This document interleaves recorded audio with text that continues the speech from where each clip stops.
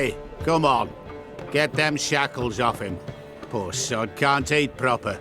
Dunno, not sure I like that. What if he runs for it? He's worth a heap of coin. Ah, bollocks. Been holding him a week, hasn't tried a thing. Why'd he up and bolt now? Matter of fact, got to thinking. What did a sweet, gentle chap like him do to get the Queen of Zerrikania so riled? She's a shrew, that's what. Queen and witch in one. Worst of both worlds. Enough about her. What do you say to one more of your tales? While we toss down some cards. Ah, why not? And since you mentioned one queen...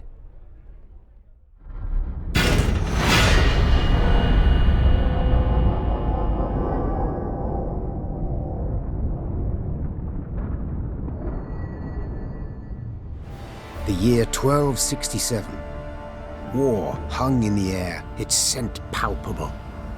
The mighty empire of Nilfgaard stood poised, greedily eyeing the northern realms just across the Yaruga. In light of the threat, the realm's sovereigns met in summit. They made declarations, pledged fraternal assistance, forged alliances, and then, in good spirits, dispersed. Among them, Meve, Queen of the twin realms Lyria and Rivia. Know the name? Heard her beauty extolled? Justly so. Remarkable she was. Not for her graceful exterior, but for her persistence and courage. Where was I? As the Queen and her retinue neared her capital, Count Caldwell appeared. In Meve's absence, the Count was to have helped her son, the youthful Prince Willem, run the Twin Kingdoms. Caldwell had clearly ridden hard. Drops of perspiration dangled from his whiskers, his neck red and chafed from a ruff, starched stiff. Hail, Your Majesty! Delighted to see you in good health. The summit, it ended fruitfully, I hope? Yes, at its end letters were exchanged, documents signed. Paper. Time will tell of what value. That will suffice as cordialities go, Caldwell. Tell me what's happened, for I sincerely doubt sheer longing prompted you to ride out. Indeed, Your Grace. Another circumstance inspired me to do so. The strays of Sparla, the bandits, I was to tend to during Your Grace's absence. The situation's gotten out of hand, I fear. Steady, Caldwell. Come now. Deep breath. All right, speak. What has happened? Be precise. As Your Grace ordained, I set out and was nipping at the bandits' tails for long. We pursued for weeks, until scouts returned, having sighted the strays' camp in the forest near Locheren. We waited for nightfall to surprise them as they slept. Alas, it proved a ruse. We found the tents empty, straw-stuffed dummies round the fire. Soon, we learned that as we waited for the sunset, the strays had snuck away, rounded our positions and ridden to Hawksburn. I beg your pardon, my lord. The tax collectors. That is where they station. So the gold? All of it? It's stolen, Your Grace, but I shall do all in my power to recover it. This I vow, if it be Your Grace's wish. After weeks in the saddle, Your Grace's wishes are modest. A hot bath and a night's sleep in her own bed. Yet, they shall have to wait. I must look personally to this matter. Your force, Caldwell, I will now command. You... send a herald to Hawksburn. They must prepare for the Queen's arrival. Air the rooms, dust off the porcelain. Make certain they do it. Do you see now, Reynard? I believe I foretold it would be thus. My son wasn't ready in the least to rule an entire country. I confess, Prince Willem has much to learn yet. Yes. And very little time. Milka. They stretched her over a fire, till she told them where she buried her gold. Rather die than tell him she would. But I know where she kept it. Sit tight, sketch it out for you.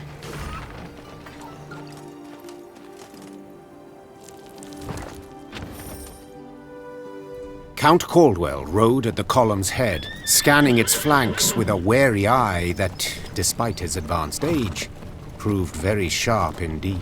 Your Majesty! Bandits! There! At the tree line! The Count's footmen, unaccustomed to escorting their queen, sought to shield her with their bodies and assumed a tight formation to do so. They were promptly knocked aside as Meve charged headlong at the bandits, brandishing her blade and bellowing a ferocious cry. Attack! Charge! Bigger they are, easier they are to target. To attack the Queen? An outrage! Your Grace, the men await. You must lead to begin the attack. My spirits will... Salt of the earth they are, Your Grace. They'd follow you into fire. You need simply say the word. I shall teach you to respect the crown, you dogs! Thing about... Look out! Seek cover! We are bombarded! Our ballista, your command. The strays took tail and run! Yes! Our victory is assured! Sound the horns! May they sing praises of this triumph for ages! The battle's not yet done. It is better to conserve our strength. Prepare for a strike that will prove decisive. Battle formation! Protect the Queen! Ever have a storm knock out one of your teeth? I congratulate you on your latest victory, Your Grace. The bandits stood not a chance.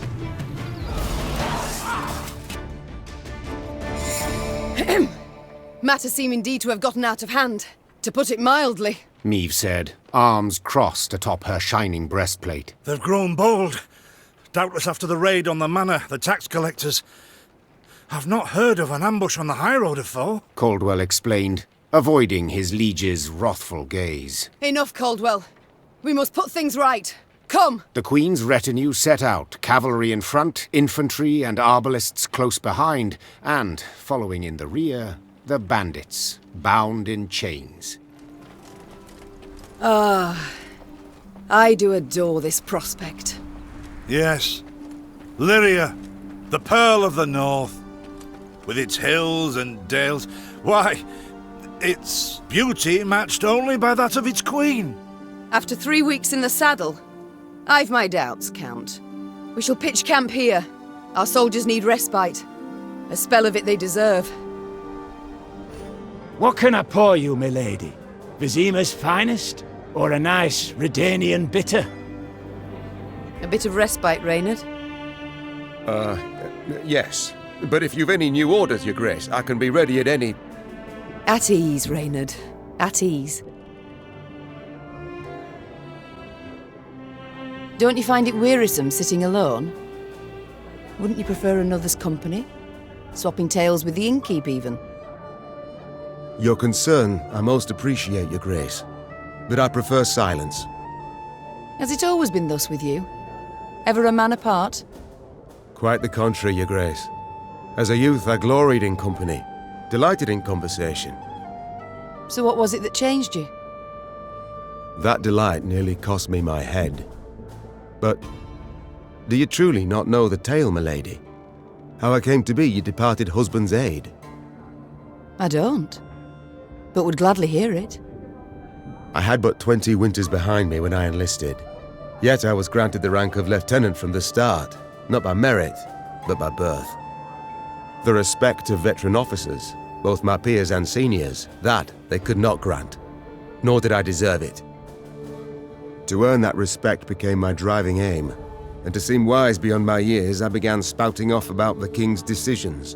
This maneuver Reginald botched, that he failed to think through, and yet elsewhere he'd blundered like a schoolboy. Well, a brilliant strategist Reginald was not. They dubbed him the courageous, not the cunning, for good reason, I dare say. It was not long before I was clanking about in shackles. Another officer had reported me. I was charged with lèse-majesté. The court-martial took but a quarter of an hour to deliver verdict and sentence. I was guilty of treason, and the noose awaited me. But Reginald first stayed the execution, then ordered that I repeat every word I'd uttered about his person or deeds. Soaked with sweat, My voice cracking, I did as he ordained. Reginald listened, raptly and silently. And when I'd finished, he declared I was right. He then appointed me his personal aide. A clever lad like you, I can always use at my side. Indeed. Though hardly sharp himself, wisdom in others Reginald both recognised and heeded. It was then I swore two things. Firstly, never again to wag my tongue like a fool. Secondly, never to betray his trust. And you never did. Know what he told me moments before he passed? Trust none of them, Meve, save Reynard. The old sod was right about that, at least. I thank you for sharing that tale, Reynard. Truly. Alas, I've come to fear Willem might simply not be cut out to be a king, let alone a good one. A harsh judgment, Your Grace. Let's not be hasty. The prince is but 16 summers to him. And is thus fully grown. The crown he should be able to bear at his age. Yet I left the land in his care for but a few months, and look what's become of it. Bandits roam and loot unchecked. We might yet learn of mitigating circumstances, events beyond his control. Would that it were so, Reynard. Would that it were so. Elsewise we must hope Ancaeus will demonstrate more wit than his brother, though I see little chance of that either. It's time I attended to other matters. Is this what I pay taxes for? To be robbed along the high road, and in broad daylight no less? Were it not for mandatory merchant routes and stacking rights, why I'd have gone round, through Sodden. They told me! Lyria's a wild land, lawless, chaotic, a damn disgrace. Gods have mercy. Whatever is this filth? Necrophages. Drawn here by blood's scent. For such vile monstrosities to prowl the high roads of my realm. I won't allow it! Attack! Fog in broad daylight, with the heat positively sweltering. Have we to do with some manner of sorcery? We shouldn't exclude the possibility, my lord. And great caution we must exercise. Reynard, what is this? Some spectre? A strigger? I can't be sure, Your Grace. It's the first I've seen of any such... thing. These carrion eaters. I know them. Appeared on my estate last spring, enticed by the corpses of those of my sheep that fell. Harmless at first. Until, that is, they fill their guts. Seemed to become quite powerful then. Fearsome they look, true. But they bleed just as we do. Onward! Slay the filth! Armor won't say. Ah! So fortunate we routed the beasts before they had a chance to gorge. Your Grace, yet more come. They fill their bellies, ma'am. This doesn't bode well. Oh no, not well at all. Curses. Strong as steers they've grown. And they show no fear. Frenzied, my lady. It's bloodlust. They lose all instinct to survive, feel no pain whatever. I've witnessed this before. Your Majesty, we must give ground. Fall back. We can't win. Must minimize our losses.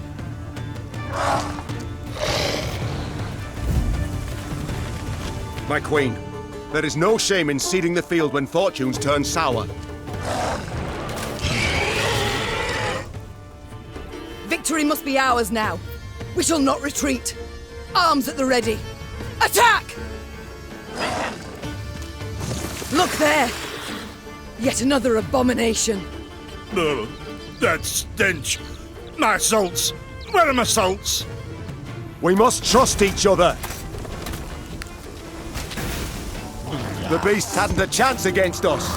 Victory is ours.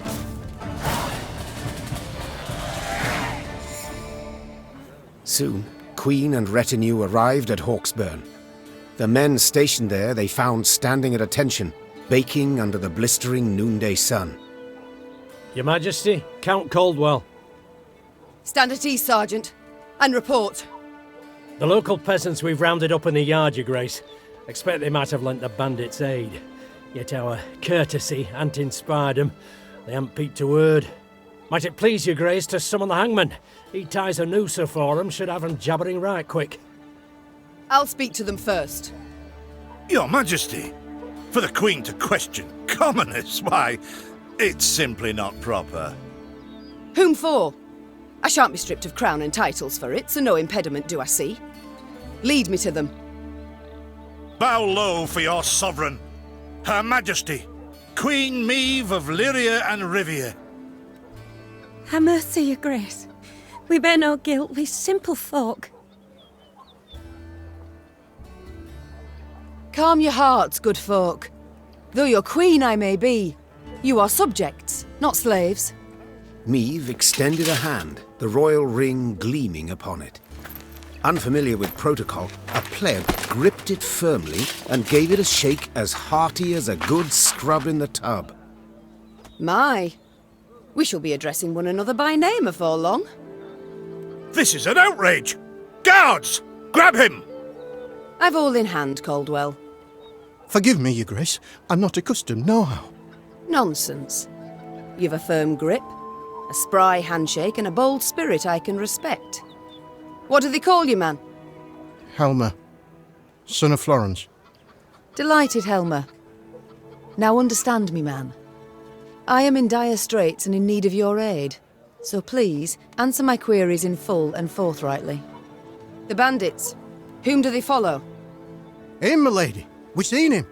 No name, just an odd title. The Duke of Dogs, they call him. My, a blue-blood thoroughbred mutt. Where are he and his hounds bound? Did he say? Thou recall, Imogen? What do you name? A Gleeton or something? Clayton. Lord Clayton.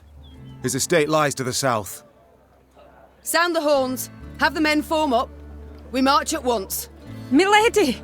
I'll be no higher for the Duke. He's a good man. Gave us proper brass for the welcome we gave him. Shared what grub he had. Shut it, louts. The Queen's had her say. Your Grace, your orders. What are we to do with them?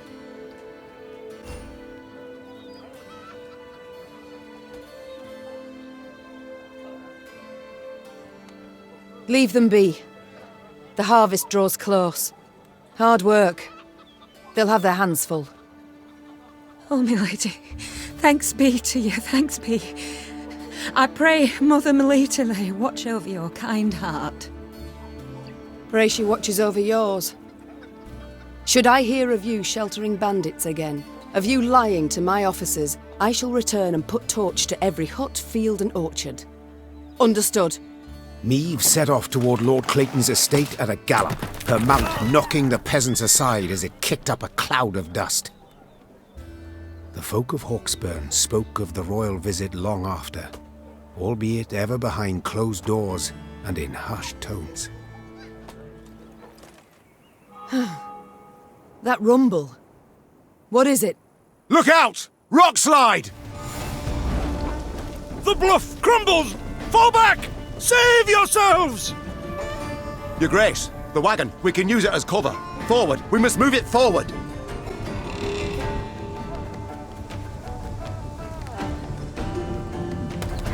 What now? You're far fewer than I presumed. Summon your comrades, damn it! Chop chop! Before I reach for my whip. Our ballista, your command. I'm a ward, sir. Ha! The wagon! Use the wagon now!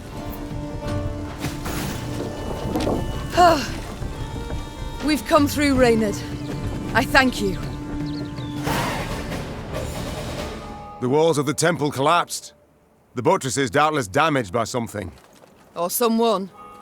A peasant cart, loaded with a heap of hay, came rattling down the road from the opposite direction. Clear the road! Bellowed Count Caldwell, standing in his stirrups. Make way for your queen! The peasants obediently turned their cart into the roadside nettles. As she passed, Meve glanced towards it and froze. Atop the hay bale lay a badly wounded man gripped by fever. The thick, sweet stench of rot wafted from his bandaged legs. Gods. Who did this to him? Meve asked. Bandits? Nay, milady, replied the cartman. 'Twere a beast. Out to the east, down Wetterton way, lies a boneyard, old as the elves, they say. The peasant continued. Clayton was setting snares round about there. Came running back to us, drenched in blood, rattling on about a long-haired wench come climbing out a grave. We's taken him to the good sisters of Melitele here on Bridge. Perhaps they can help him. I'm certain they can. And will. Replied the Queen, though just looking at the wounded wretch, she knew he'd expire before nightfall. God speed you on your journey. The Queen whistled, and her mare resumed its trot. Shall I send for a witcher, Your Grace? Caldwell asked. One of those freaks should make short work of the monster. Until we apprehend the bandits, I shan't allow a single soul to leave our company. Even on such an important mission as finding a witcher. Meve replied. Any who did would be captured at once. But, if fate brings us near Wetterton, perhaps we'll see to this monstrous harridan ourselves. Your Grace, we've only just fought beasts and scarcely escaped with our lives. This she-beast will take a silver sword. Magic formulae. Yet a dozen arbalists will have to suffice. The Queen said, calmly but firmly. And please, Caldwell, do stiffen your spine a bit. Now onward. Travelling the high road, they heard the bells of a temple to Mother Melitele, situated at some distance. Meve turned towards Reynard. What have we today? A sacred feast? Not that I recall, Your Grace. The Queen's brow darkened, her hands clenched into fists on her reins. Then they sound the alarm. Follow me! Stained glass shards glinted in the grass. Bits of down, ripped from quilts, wafted through the air. The priestesses, gathered in the yard, were seeing to wounded pilgrims, setting toppled, oft beheaded or armless statues back on their feet. What happened here? The strays of Spala fell upon us. Sighed the prioress. Stole the offerings, the monstrances, holy books. My lady, I implore you, come to our aid, recover what's rightly ours. Ever clever, Meve's scouts soon discovered the bandits' tracks. They led to some thick hazel groves east of the temple, the perfect place to hide or to lie in ambush. It's all come clear now. Sabotage. 'Twas the bandits who weakened the walls. The bandits had pitched camp in a nearby wood. Spirits buoyed by the wine they'd stolen from the cloister cellar, the brigands had not posted sentries. Another round! To the sisters! Meve's soldiers were eager, insistent. The desecrators would be punished. Yet only the Queen could order the assault.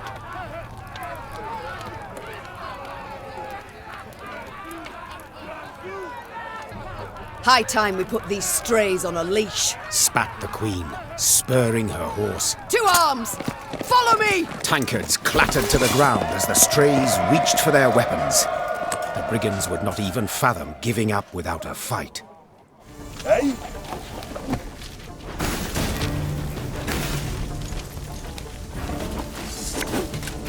Left, right, left, right. Ever have a storm knock out one of your teeth?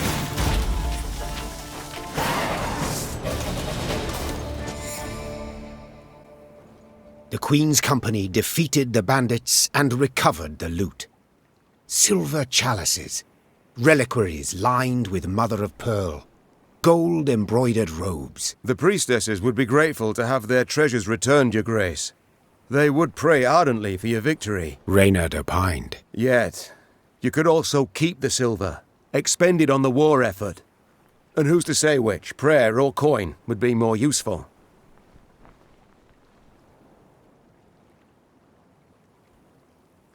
Hard times the realm now endures. The Queen said, after a pause. Yet this can't justify a lapse in principles. No. We must defend them all the more. Meve ordered everything returned to the priestesses. All of it, down to the last gulden. Moved by the Queen's gesture, some of the novitiates joined Meve's ranks, aiming to bring succor to any Lyrian wounded in battle. Queen and company rode off with no gold to show for their toil, but most certainly richer in spirit.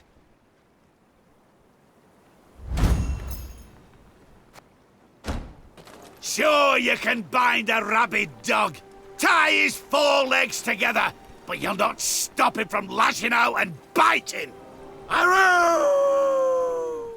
You've bested us, aye, but you'll not find the Duke of Dogs near as easy prey. Oh, no. Off to Wetterton, are ye? Bonny tune that. Just the folk of beyond shite. As they neared Wetterton, the Queen ordered her company to halt. She then sent men to the town for supplies. Those sent returned more quickly than she'd assumed they would, their satchels empty, their mounts foaming at the mouth. Your Majesty, the townsfolk have gone right mad. Herded all the elves and dwarves at Market Square. 'Tis a slaughter. The Queen knew well that if she failed to intervene, the town's streets would flow with non-human blood. Just as she knew her meager force might not subdue an enraged crowd.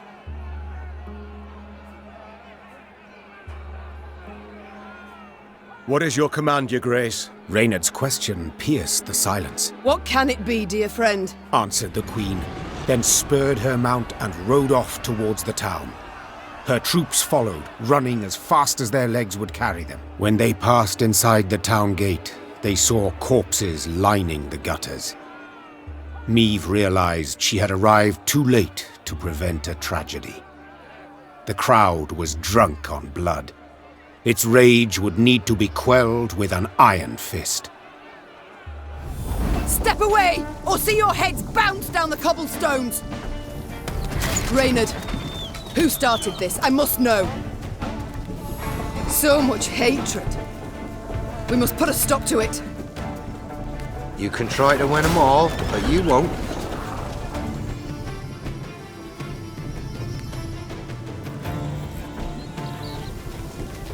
Discipline shall bring us strike the largest clusters! Disperse them all!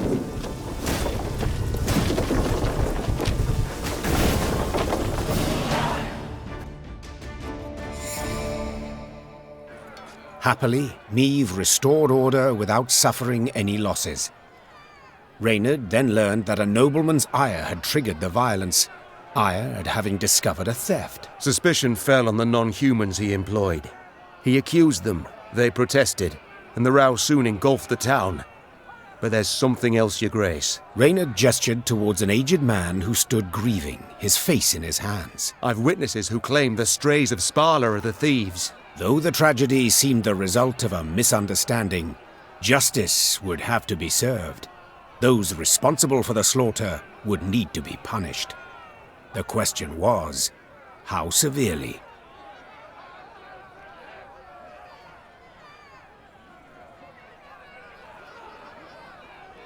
You are guilty. That can't be denied, said the Queen, turning towards the bloody rioting's instigators. A false rumour you took, and turned into a cruel lynch. Thus punishment is your lot. A public lashing, fines, imprisonment. But you shall keep your lives, for enough blood has been spilt here this day. Wetterton's inhabitants breathed a sigh of relief.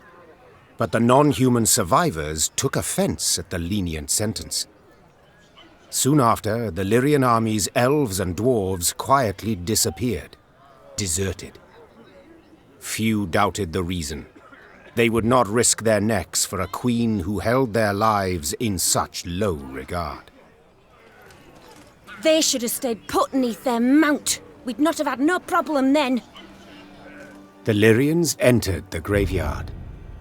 Crickets chirped in its tall, windswept grass, and lush green moss covered its crumbling gravestones. Only a fresh bloodstain upon a mausoleum wall suggested that something disturbed the dead in their rest and hunted the living. Save your tears, throw off your grief. An eerie voice sang, its ghastly lament standing Meve's hair on end. Soon your life too shall cease as you pass into the eternal glow. A pockmarked, pustule-ridden creature crawled out from behind some gravestones. It vaguely resembled a shriveled, hunchbacked hag, until its head split into two halves, forming a tooth-spiked maw. Attack! Everyone!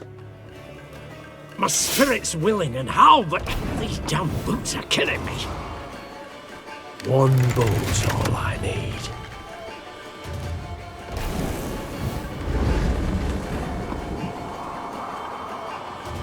What? Who dares? Give me a target.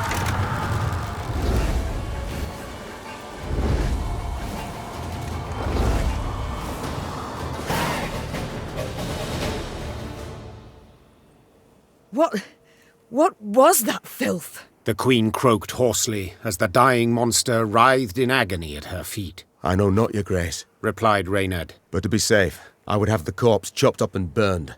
Elsewise, we will not be certain it shall not return. Yes, have it done, Meve said, brushing her hair from her beaded brow. but quickly, lest dusk catch us in this foul place. The Lyrians soon resumed their march. As they left the cemetery behind them, some believed they still heard the haunting dirge upon the air. Or was it just the wind, whistling past mossy tombstones?